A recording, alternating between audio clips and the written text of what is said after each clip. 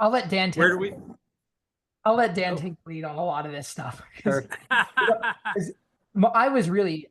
Dan was very patient with me because I was really um a lot of my direction and ideas came in very abstract, metaphorical I desires. So I wasn't really able to offer a lot of engineering or quantified insight on actually how to make the direction. But that I think that speaks to Dan's skill and experience as a luthier and an engineer of what he does, to be able to take some of those raw ideas and actually realize them into form.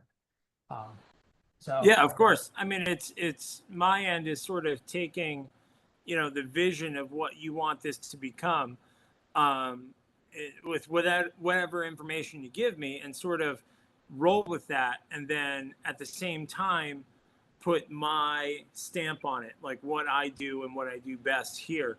And that sort of came down to like some of the material selection. Um, like Daniel had like a basic idea of where we wanted to go, semi hollow, closed body. And then I was like, cool, maybe we should do this with a Spanish cedar body and a maple cap, because that's a combination that I know, and I know it well. And tonally, it's going to work for what we want. So it was a lot of back and forth like that, just kind of like, starting the process slowly, like, and even the neck, like, what are you looking for in the neck? Like, just little choices that sort of went from there, and compounded, if you will. But yeah, no, it was a super cool process for me. I mean, what we met for all of 5-10 minutes at a festival last year, and I think we reached out like the following week and talked for a bit, and then we were just like, yeah, let's do this. And all of that conversation at the beginning is sort of, I took notes on everything, like when we talked on the phone, and when we text, it was just like, okay, I got to write this down, so I've got everything set. But one of the coolest things was, because prior to this build, I hadn't done this style instrument in like quite a long time, so I didn't really know what was out there on the market as far as parts and hardware options and things like that. So Daniel sent me a link to this bridge.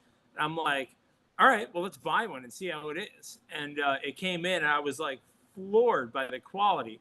As I'm sure you are as well. It's just like, this is it. This is like the best telly bridge I've ever seen in my life. And so Van Dyke Harms. Van Dyke Harms, yeah.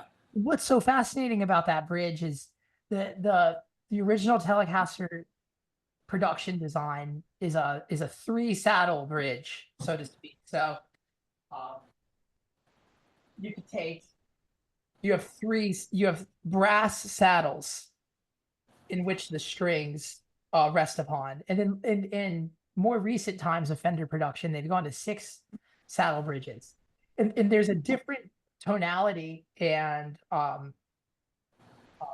what is it, intonation that comes with the three saddle bridge, and it really is that American original sound of an electric guitar. But with Cosmic Country, I wasn't able to use single coils all the time anymore, which is what the original Telly, the Seafoam Telly has, is a single coil bridge. And it's a very specific sounding bridge pickup because Seymour Duncan made it for me in his garage. It's just a one of one pickup.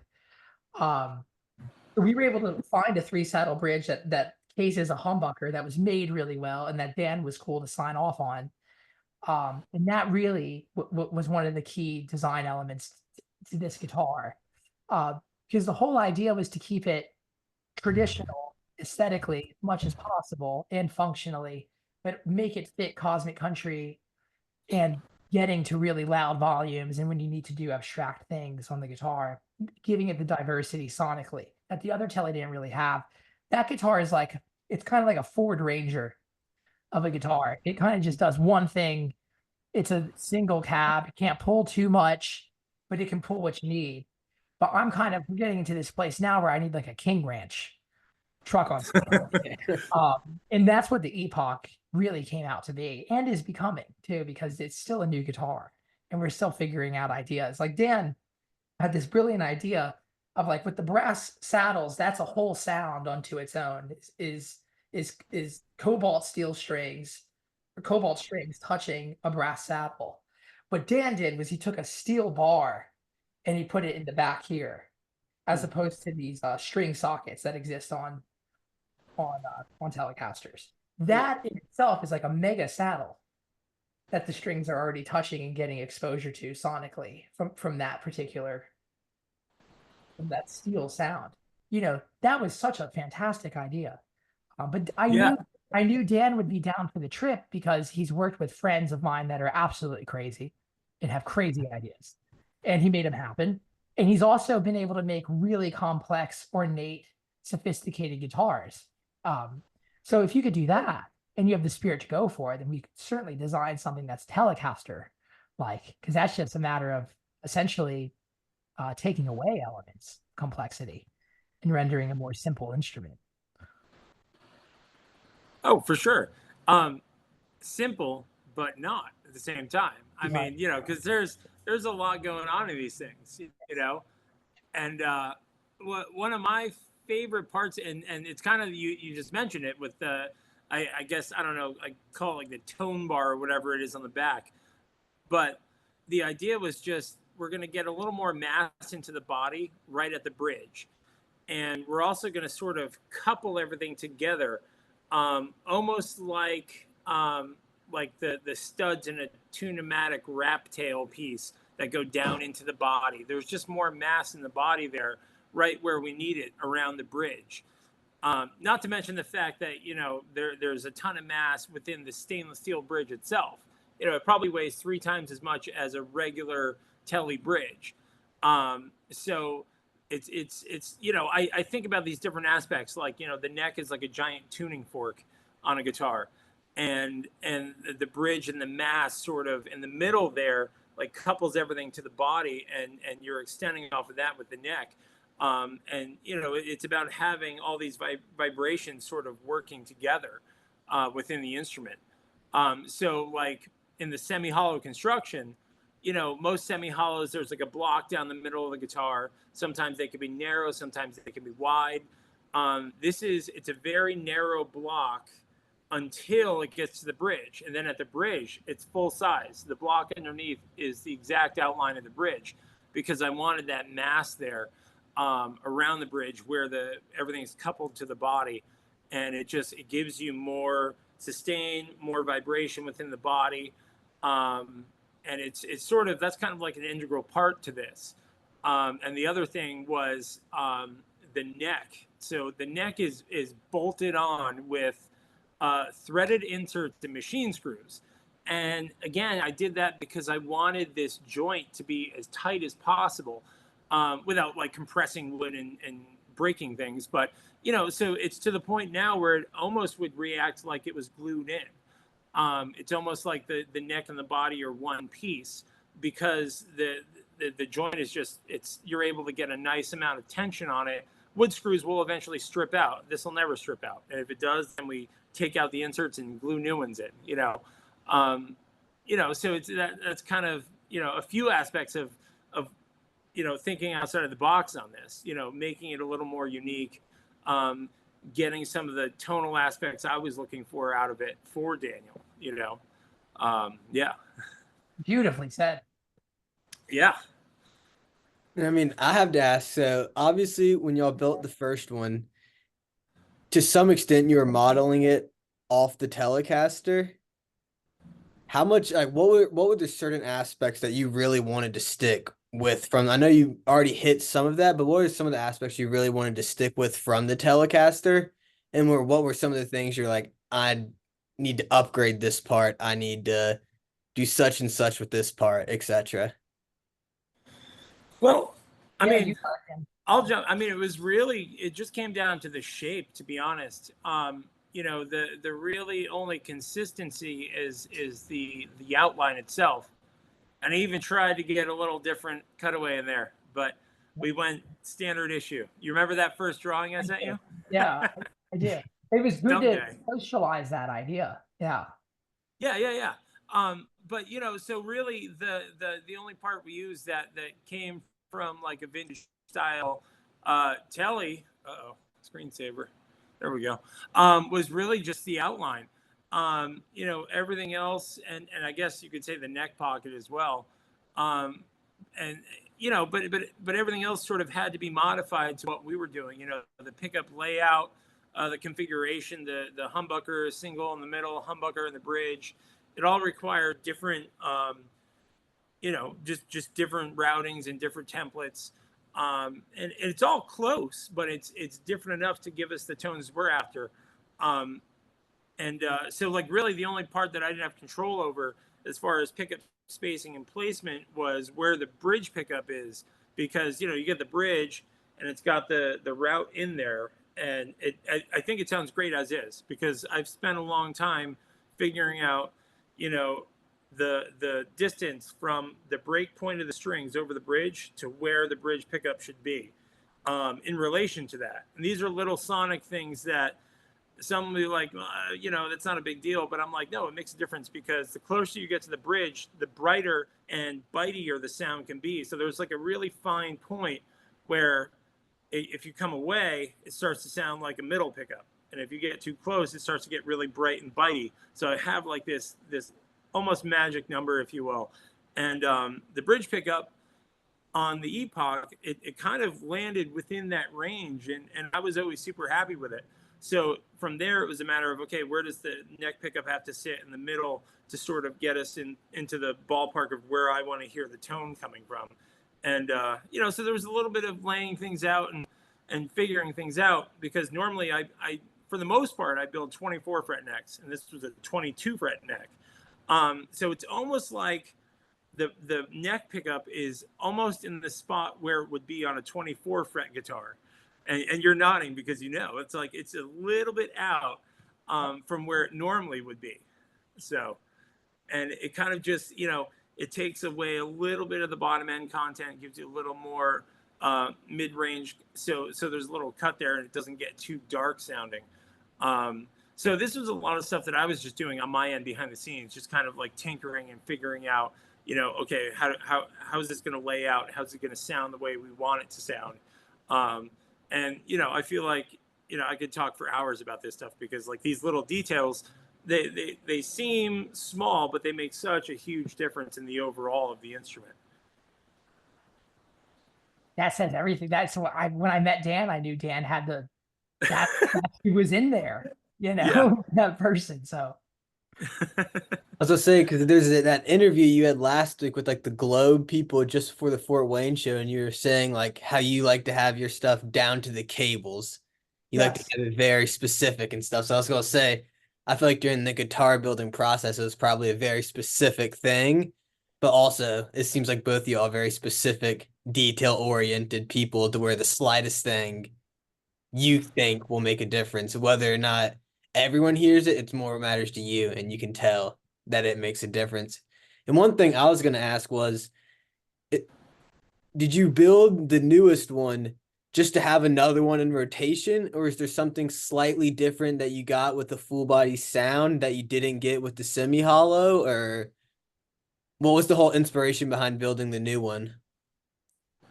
That was me. That I just wanted to take the opportunity because we did the first one, and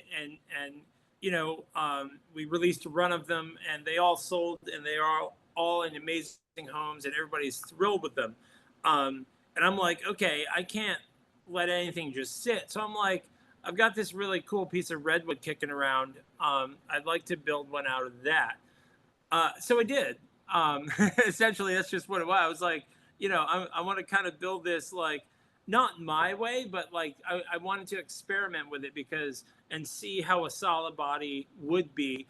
But the difference with this wood is redwood is incredibly light. It's like spruce or like pine. It's very light, very, very resonant. And I don't know how it compares weight wise. I assume it's the same as the semi hollow, maybe even a little lighter.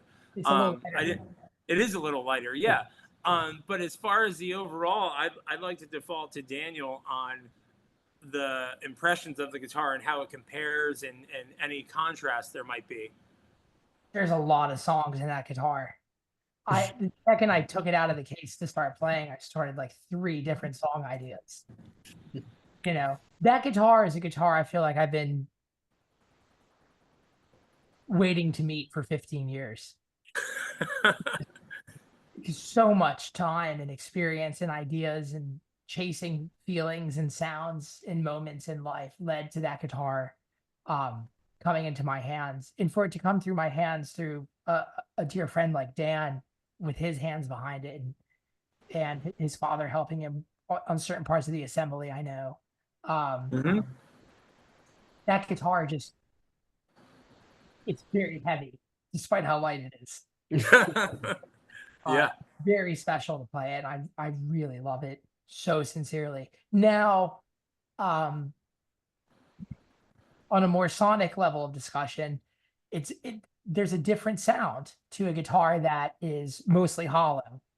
That was something, the whole idea of chambered guitars and hollow body guitars I discovered when I was playing down at Roberts Western World when I was a young kid, and JD Simo was playing with the Don Kelly band at the time, and he had a custom made guitar that resembled a Telecaster from a luthier that he had a great relationship with. And that guitar was completely chambered inside, and it had this sound that no other Telecaster I'd ever heard had. And it was just this, that was the thing. That was literally the only variable on that guitar. JD didn't really have, I don't know if he had the bandwidth in his reality and in his Rolodex of people that he works with to really have the opportunity to really design a guitar like I have with Dan. But that was one thing he was able to get into the mix when he was making that guitar with KLH Guitars was the name of that, and that builder. And I just never forgot how that Tele sounded. It was just a part of it was kind of like Alligator. It was like I heard that guitar, and the tonality of that guitar stayed in my unconscious of certain tones to always be reaching for. Other guitars that sound like that are like Don Rich's guitar when he was playing through just straight through Fender Super Reverbs in the studio. Same with James Burton when he was playing through Fender Super Reverbs, and that's like an archetypal Tele sound on a lot of those recordings that stem from Capitol Records in Los Angeles. Those Bakersfield artists would drive down and record and head back up to go live their lives. But they would have these recording sessions, and oftentimes it was the same amp. It would belong to the studio. So there's that kind of a sound, and so I always knew that I wanted a chambered guitar or a semi-hollow guitar of some sort going on with what I do. And then the sound that Trey Anastasio gets with the Paul Languedoc guitar speaks for itself too when it comes to having a fully hollow guitar.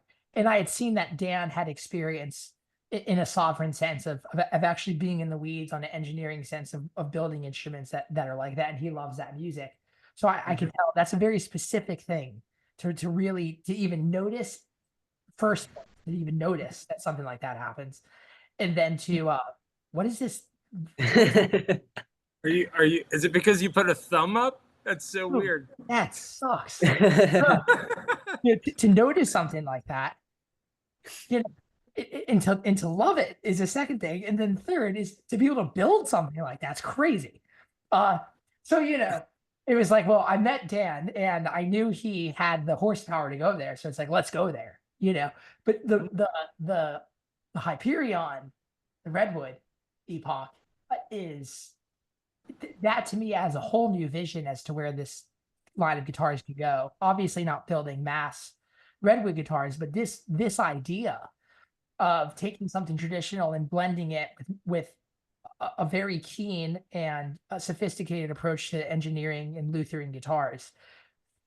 That's what the Epoch is. The magic is still there in a solid body. It's a whole different thing, but it's definitely still there. To me, I'm thinking of, some nights I've noticed that I just want to have a solid body sounding night. And that's where the Redwood really starts to speak and come in. One thing Nice. one thing I had wondered was, with these two or in the future, are you ever going to start making certain guitars you have song specific if you grow your repertoire of on stage guitars you bring with you, or are I you don't going to think try so. and keep it just to switching it every night between what you're feeling for that night with what sound you want? I liked how Trey played the ocelot on the first night Hmm. of the year. And not everyone's going to get that, no one, most people aren't going to know that that's happening that night. Um, but I like that. I'm reserved to like just having certain kinds of epochs come into fruition on certain nights. I'm still really getting to know the first one still. And so I find that there's a lot more work that needs to be done with that one before I start really bringing in other guitars for long periods of time. And I don't know why that is with me. It just is that way, you know. But the Hyperion just fits in like nothing else. And Dan's guitars have a feel to them, like especially if you get to meet Dan and know him as a person more and more and have conversations with him about uh, how he looks at his work and how he organizes it, and you actually get to like bounce questions and discernments back and forth with him. His instruments have his spirit in him, and with guitars that are from big companies, you start to lose that along the way. That whole thing really starts to fall by the wayside, and there's a real shame to that because all music is, on some level, is forms of spirit and personality happening in real time. They're just spirits of people and personalities of people take form and sounds in physical airwaves and physical instruments. But they're secondary forms to what are the primal causations of what are those more eternal and enduring things of spirit and personality. And that's what I love about these instruments is to everyone who owns one, because I've messaged them all and talked to them all about their instruments, and they say that that instrument in their collection has just a different frequency to it than the other ones do. Um, so I'm just the luckiest, the luckiest cow on the farm. I Well, don't know. There's nothing I can add to that. Damn. one question I had about something else too was, when you were starting out playing guitar, did you start out on Fenders? And if you did you start out on the Telly and keep the Telly? Did you start out on a Strat and switch to the Telly? Because I feel like Tellys have always been known for that more twangy country sound. You see country players a lot more with Tellys. You don't see them as often with Stratocasters compared to, and you don't really see, I feel like you don't see Les Pauls getting played too much on Broadway Street or anything. Reggie Young he had his years of playing a telly or playing a strat on some great Waylon Jennings records and real Haggard records. And Hmm. um,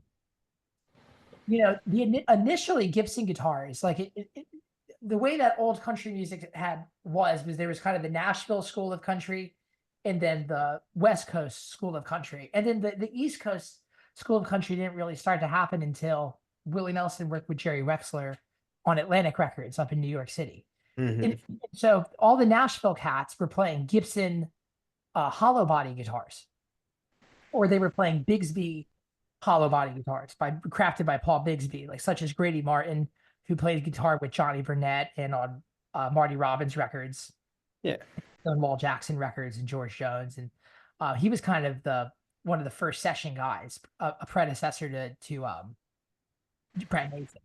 Um, and Hank Garland too. He had a Birdland. He had his own model with Gibson. That was still back in the day when an artist could really have a luthier that they had a great synthesis with and really create a spiritualized form of an instrument. And so that was a whole sound. And then Chet Atkins had his whole line of Gretsch guitars. Um, but yet those were hollow body too.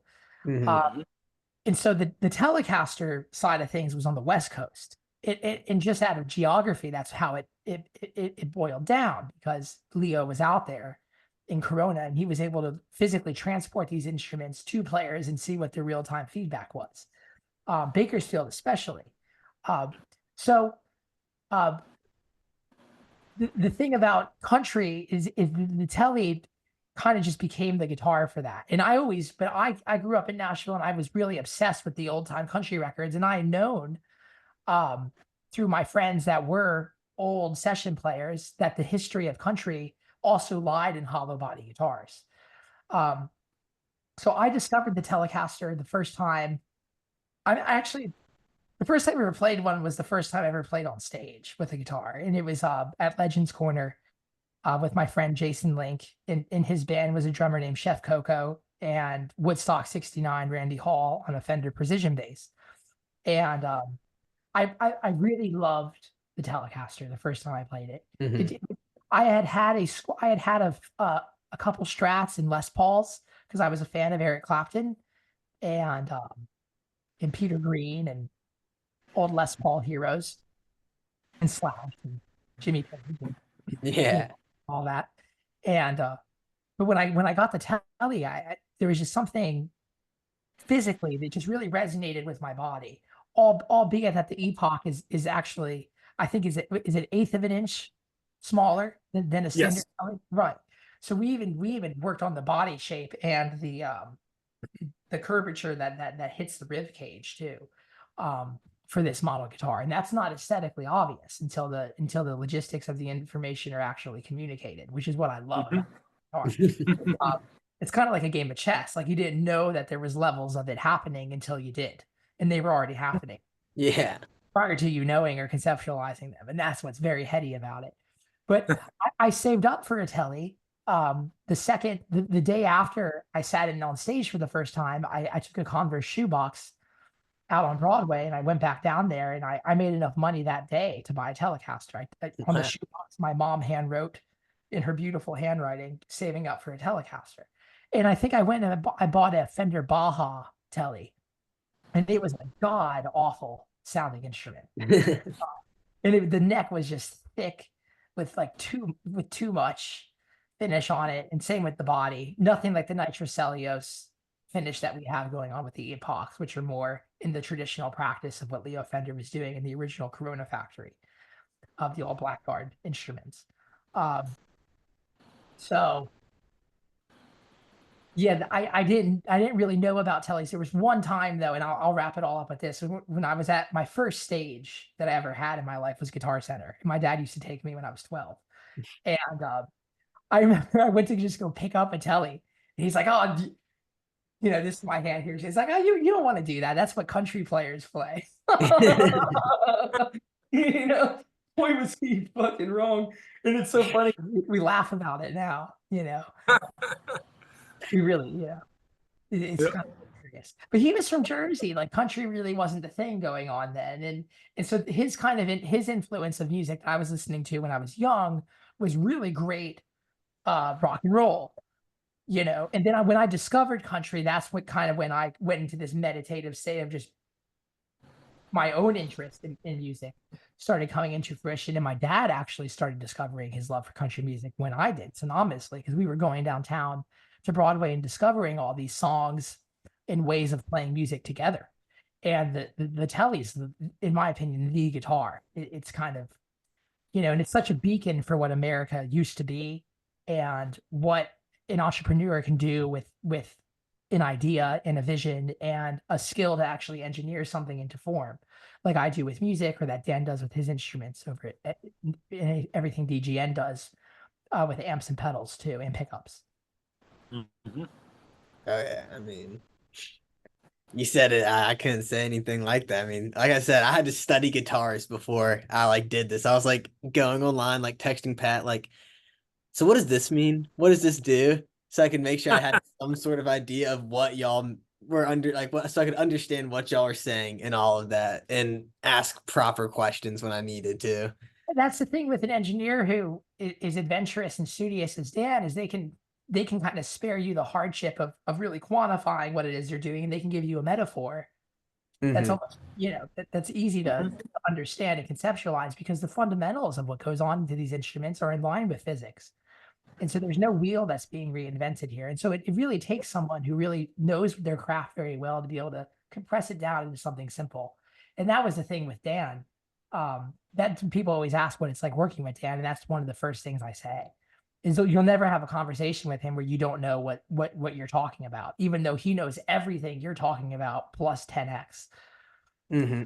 So when y'all were building the first one, was it a lot of back and forth, long phone calls discussing what you wanted in it and what he thought would go good in it? Or was it a lot of you kind of put the trust in Dan and he was like, I'm gonna build you something really good and present it to you?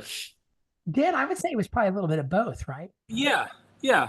You know, because you definitely had a vision of where you wanted to be with it, and then I think I sort of just amplified that vision a bit, um, pun intended.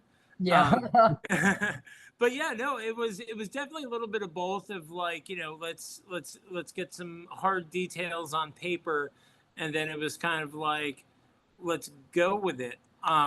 I remember the one hard and fast detail was the color. Um, and I've not shot a color like that ever before. So and this is where my dad was sort of integral to the process because he was a printer for 40 years, and so color was his life. And so we're sitting there with the Pantone books and just matching stuff and mixing it. I think it took us like 2 days to get the color right, and then just something like that was cool because it was fun for me because it sort of kicked off this resurgence of me mixing all my color in house again because for a while with where I was going with the Kalos builds and the other guitars I was doing, it was a lot of just clear coat over wood, and the wood sort of shone through, and that was the highlight of the instrument. So I almost got away from doing solid color guitars, and I can't remember the last one before the first Epoch that I had done a solid finish. So it was kind of fun for me to get back to like what I did years and years ago before the Kalos, before building Jerry style guitars, when I was doing like, vintage Les Paul style instruments, that's kind of what I cut my teeth on was like that stuff. And then over the years, I sort of shifted focus, and then I met Mahali, and it all went out the window. And I sort of became obsessed with this small, albeit enormous niche of music in the jam band world. And I've always been a fan of Trey and Paul Languedoc, is like a hero of mine. So like, you know, I kind of got into all of that stuff, but then I came back around and I'm like, wow, how do I shoot a solid color again? I'm like, Dad, you got to help me. And it was kind of cool to bring it around full circle again and like come back into this thinking a different way about not only am I shooting this guitar, but I'm going to shoot it in a vintage way, something I probably hadn't done in close to 10 years, because everything in what I do mostly is like, you want a nice, flawless, high gloss finish that's durable and not going to wear out. And Daniel wanted the opposite. He wanted Yes. a very thin finish that he could mark the hell out of in no time flat. And I'd say we accomplished because there's some significant wear on that instrument. I love seeing it. Me too. The thing that's so beautiful about that whole, the whole clear stain finish wood instrument reverence that happens in the world of improvised music with specifically with Jerry and Trey. I had read somewhere that Jerry really loved the way that old Martins aged, and so that's kind of what led to the direction of Wolf. Even though he laughed at Wolf kind of the first time I've read that Jerry's impressions on Travis being guitars and the original Wolf guitar was like he wasn't sold on it immediately. But one thing that I have read and heard is that he really loved the way old Martins aged. And so I think that's this is all abstract, but that could have been what went into that, what created that whole era of wood exposing itself and that being the aesthetic. But the thing with Telly is that was that I just love so much is that you could tell a story with how they wore in. But so on my old tellies, when the finish starts to wear off, the wood isn't really telling a story because it's not really top quality showmanship wood. The thing with Dan's instruments, obvious with the Hyperion, um, but you have the maple cap top with the Spanish cedar going on the rest of the body. That wood in itself would have sufficed with a clear coat finish on it. Like it is that beautiful. So that's the thing again, just bringing it back to there's more than meets the eye with this instrument. It's going to Oh take yeah. to unveil the layers to the core of the onion with it. Yeah. Yeah, I mean, there's a crazy flame maple cap hiding under all that cosmic blue. You just Yeah. got to get to it eventually. And then the chatoyance of the neck is obscene. Like Oh yeah. especially as we start to get into playing outdoors in this time of year, I'm reminded of that with that instrument is the neck on that wood is it's there's like a sacred geometry that's coming through with that flame maple on there. And you know, just to have access to the luthiers don't normally have access to this kind of quality wood from nature at this level. Yeah. That to me was just like I totally stumbled into. I'm still discovering the magic that Dan has, and I was not aware of that going into it. One of the most beautiful wood that I've seen on any instrument, and I've brought it to Joe Glazer, who works on everybody's guitars, and Brett Mason's, Keith Urban's, Bonamassa, Keith Richards, Jason Isbell, Brad Paisley. Joe Glazer's the guy in Nashville, and when he looks at that guitar, and he has to put his glasses on to be like, whoa, and won't and takes that out of my hands, turns it around, and sees it. That really says something, And he works on Brian Sutton's guitars too, and other great acoustic players as well, and Tommy Emmanuel, and so this guy's every kind of guitar at the highest levels operating within the industry. And, that's a very rare thing for someone like him to really have an admiration for how something operates, both on the engineering side and the aesthetic side. Again, I'm the luckiest cow in the pasture. You're like, I don't know what to say to that one. I mean, that's like, he's a hero in the repair world, before I went full-time building, I mean, I cut my teeth on 14 years of repair and restoration.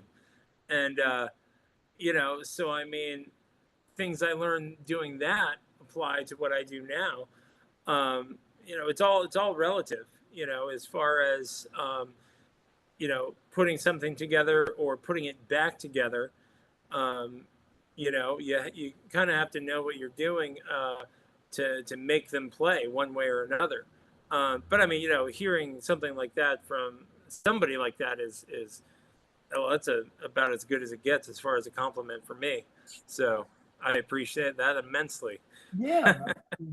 And the guys at Fender have seen it too. And they that was the thing too, is I had talked to Fender about an idea of a guitar like this about a year before I even met Dan. And there was a lot of developments that happened with the Epoch that wouldn't have happened unless I had posed my points to Dan and he was able to reflect them back at me with the sovereignty and engineering and building instruments that actually evolved my points immensely. I had very brusque, simple ideas that I brought to them, and it wasn't really.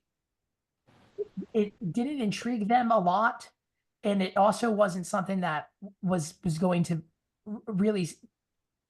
I wasn't able to really get in on the details of how things were going to go down to where I really felt like it was going to be everything that it could be.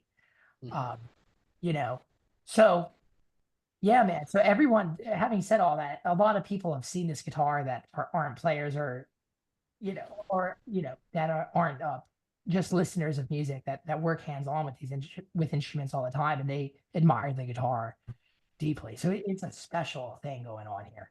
I feel like I have so little credit really to talk about with this thing. All the magic is what Dan did. Yeah, but without you, it wouldn't be here. So it's a give and take. Yeah, it is. A meeting of the minds. Yeah, it really felt like that. Yeah. Mahali's like, this is the guy you need to meet. And I remember going into that barn and Dan had everything organized. and set up and really like how in line with how I like to display the things that I do, you know, with intention. And he was able to explain every part of the instrument because you could tell, like, you could tell when somebody knows how to take something apart and put it back together and vice versa. Because that's how my dad engineers his code for software. And that was always something he taught me when I was growing up, learning the fundamentals of guitar from an initial perspective. Was you have to understand how everything works inside out, upside down. Mhm. And it's the same thing with the fretboard. So I have an immense respect for anybody who knows all the ways of the Rubik's Cube, you know, fundamentally speaking. So I knew there was something cosmic to be had from the first conversation. Yeah. And we're still Yeah. building instruments, and everyone who has one just loves theirs. Oh That's yeah. that's what's so magic about it. Is there's people that are in our community that have the privilege to be able to buy one of these instruments directly from Dan and experience the same thing that I experienced. Mm-hmm. All right, Well, so you got it. yeah, that's the fun part for me. I mean, it's you know, we get to share this with people. You know, and I've got about 5 in the backlog now that I'm doing for, you know, the next batch for customers. And it's incredibly fun because, you know, it's a guitar that, you know, nobody else really builds anything like it. Um, and to be able to share this specific thing with a whole bunch of people is super cool. Um, you know, I mean, and by sharing, we're sharing most of it. There's going to be a few undisclosed things that will always be just for Daniel because that's how I roll. So don't ask. But you know, it's kind of like you're getting 99.9% of it. You know, 99.99999% of it.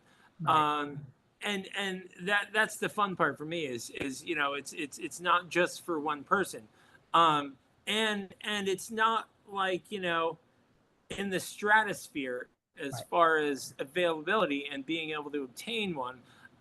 It's not an import, Right. but it's in line with, you know, similar instruments that may have lower quality, you know, in my opinion. But it's priced where it is because, you know, I've got a great relationship with people I work with. You know, Graph Tech supplies some of the hardware. Um, Van Dyke Van Dyke Harms, Ben has become like a great friend of mine through this process. You know, I can bounce ideas off of him. That's how the revision of the bridge came about. You know, so we bounced back and forth over that a few times. And in the next set of hardware, he's like, "Oh, let me drill those little mini holes, toggle holes for you, so you don't have to drill through 1/8 inch stainless steel." I'm like, "Yes, that would be amazing." So you know, it's cool. Like, you know, he's so psyched about it because it's, you know, he's just a guy building incredible bridges. Um, you know, and it's just, I think it's like 1 or 2 guys down in the shop there just knocking them out. And so I love that. I love supporting Yes. fellow small businesses in what they're doing, and sort of like, you know, championing what they're doing. You know, like even if you don't buy a guitar from me, if you have a telly, you want the best bridge, go buy one from Ben. You know, like that's my whole thing. Like I want to share this with everybody. You know, it's not just us me. It's like this is all community. You know, as far as builders and guys who make parts, and you know, it all just comes together. You know, I'm just the assembler. You know, a lot of what happens. You know, I mean, even within the shop, you know, my dad winds all of my pickups. He does all of the circuitry here.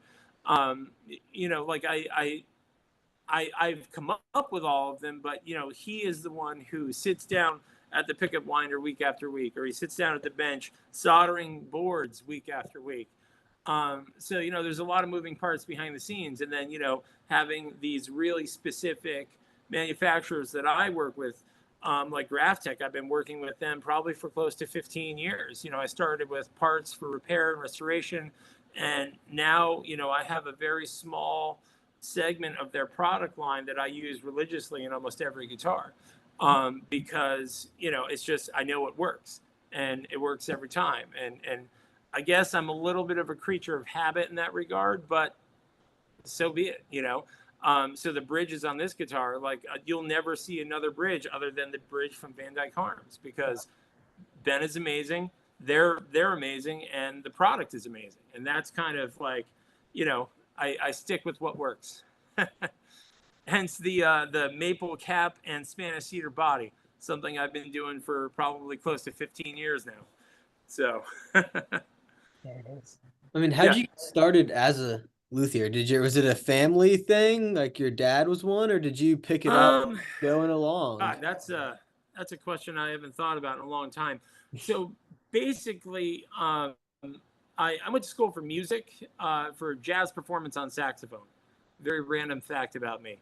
And so I did that, and I was teaching lessons, and like after college, I kind of like had all this free time during the day, and I worked in a couple of music stores, and I always played a little guitar, but it wasn't anything crazy. But the one thing I always had going for me was I was very good with my hands. I worked in high school. I worked for a mechanic. Out of high school, I worked for a glass shop. I had really random like trade. Like I did commercial glass and auto glass replacement for a year and a half, and it was just wild. Um, but I learned a lot when I worked for a mechanic, more so for the auto body side. I learned how to do finish work essentially when I was like 18, 17, 18. I was spraying cars, doing collision repair and things like that. Which is crazy to think about, because I would like drive down after school like a half an hour on the highway and work on the weekends, and like it was terrible pay for a terrible person, but I learned so much. Um, you know, and so I didn't know all that would carry over someday. But it's sort of like, you go through your life, and you just you pick up these bits of information here and there.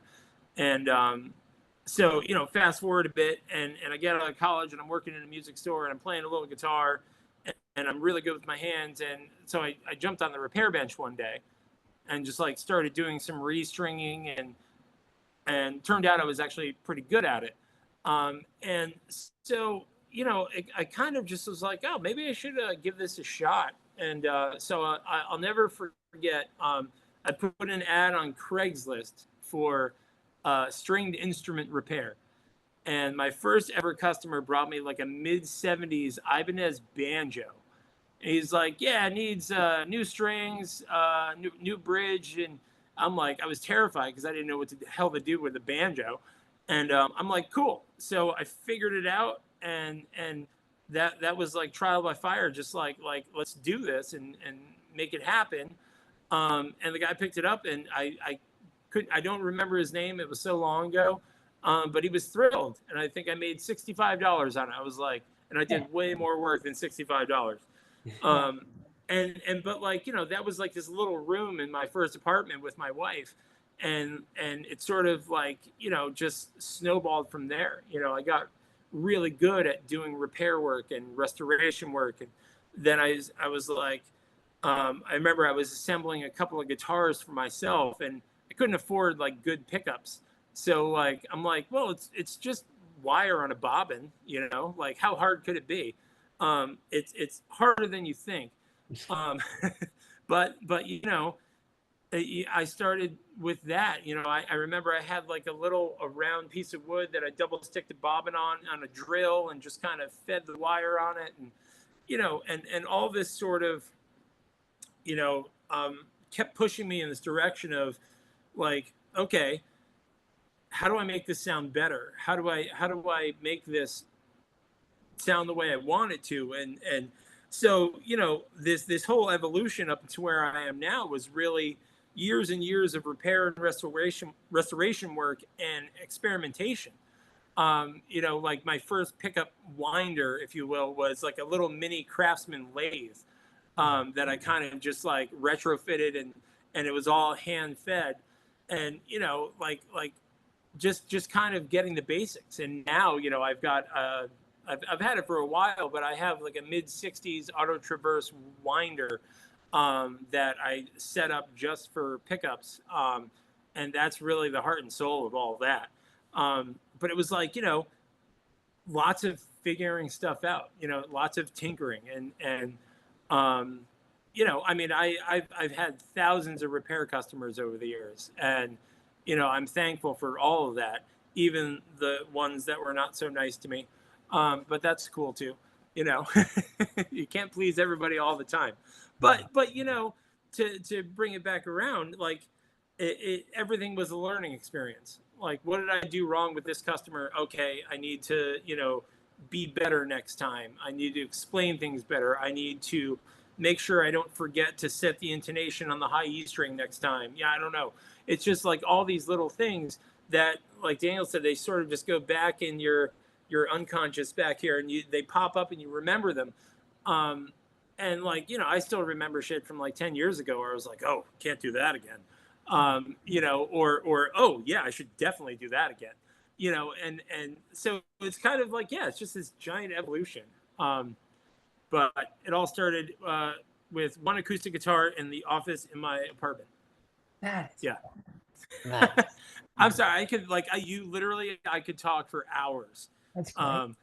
And like my guy Dylan's gonna fall asleep and Daniel's gonna be like, keep going. No, this is all like I've said, everything I've learned since I started, since I've originally met Daniel, my first show I went to, has all been insanely interesting to me because like I said, I have an old Squire guitar back there that I tried to pick up and I just couldn't. I tried so hard and I just couldn't understand it, couldn't understand music. But everything I've learned about guitars, music, songwriting, how you put together, compose a song, I'm in college right now and I took music appreciation. Everything I've learned from that has been so interesting. Oh, that's brilliant. Yeah. I could sit in a lecture about basically anything, instrument, guitar, songwriting related, or even music business related, and listen to it for hours. I could listen to Joe talk about how he manages Daniel on tour for hours and still find it fascinating. I mean, yeah. I mean, but that's the cool part. I mean, there's so many. I mean, I don't know about listening to Joe for hours, but no, I'm kidding. Yeah, I love that guy. Listen to Joe for hours. I hope he's not gonna watch this and he's like, oh no. Joe, I don't know if he'll No, take it's that like- time out of his day. there's so many cool aspects to this that people don't even realize, like for the most part, and I'm sure the same is true for Daniel. When you log on to like my social media, you're seeing the surface. You're seeing like just like the top 2% of what actually happens here, because that's all I have time to show. I mean, if we do this all day long every day, and we'd never get any work done, either of us, but we could sit here and talk about it till I'm blue in the face. Yeah. Cosmic blue in the face. Exactly. Yeah. Yeah, but I don't know, it's crazy. It's a wild ride. It's a wild ride. That's all I can say. Yeah, I agree. I mean, I guess to wrap it up so I don't take up too much of y'all's time, is there anything on these two guitars you've built that you haven't touched on that you want to have everyone know about that you haven't been able to share yet through this video or share yet with the public? Is there anything that y'all want to point out on these yet? One last thing or anything? Touched it all? I think we did. You got anything? I think so too. I think the instrument really speaks for itself. It really does. I grew up in Nashville and I grew up around the guys that and the players that really knew what they're talking about, and guys that would build their own guitars because they're session players and they know how to set up things and to the way they want them. And they've all seen this guitar, and everybody, they can just see that.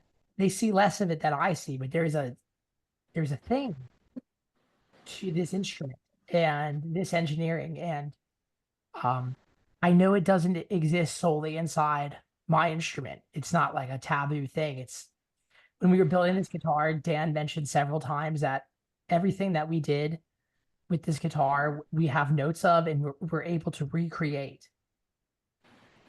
So we're able to isolate whatever magic is happening in the engineering of this instrument, and we're able to recreate it. I'm just excited to keep going. I want there to be epochs for for everyone who has the ears to hear one. And you know, that's what's so exciting about this. It for me is to see it develop and see and to get in other people's hands and hear what ideas they might have that my mind might not perceive, and same with Dan too, as we have more time under our belts. And I could see this instrument becoming a legendary instrument, just like the Languedoc is for Trey and Billy's Definitely. Preston Thompson is, because those are ways of doing the guitar that are form fitted to that artist and that player and that personality. And the Epoch, it took me essentially 15 years of playing a Telecaster every day to figure that out. Man. So, I see it one day being a way of it being its own form, just like the Languedocs are, the Thompsons are, the Olympics are. Mm-hmm. And I'm just so grateful to Dan for his patience in working with me on all my new details, and for him being so generous in offering his knowledge. Yeah, and I'm grateful for you for being curious. Well, I mean, All I'm good. grateful y'all took the time to do this. I mean, like I said, there wasn't even much talking for me because I'm like on this understanding yet level. Y'all are like way up there. But I mean, this will be great for people to, I've heard people asking questions, even Pat talking to me, trying to ask stuff, and I'm like, I have no clue. And I wanted to put it out there for people to hear and see about. And I mean, like I said, there's some people that they might have hopped on the train just last week at a show you did last week, and they don't know who built your guitar. They don't know about Dan and DGN and his company. And I also wanted to share his company out with everybody and get him a chance to talk about guitars he's built, etc., and all that stuff. So I mean, I'm grateful that both of y'all, I'm sure, have insanely busy schedules compared to a college student on summer break. Especially, I mean, you said you have a business call even when you're off road. So I mean, Oh, never off. Yeah. yeah, like exactly. So I mean, thank y'all for fitting this into y'all's schedules. Like I said, extremely busy schedules, and I'm blessed to have y'all fit it in. I was excited for this. I had 2 interviews today, and it was just like I'm excited to just hear where his mind was at on this instrument. Um, very grateful. A little less professional of an interview. No, it's good. It's fun. It's great. It's awesome. So yeah, awesome. I mean, exactly. Thank y'all very much for doing it. And I guess I'll go ahead and cut the recording.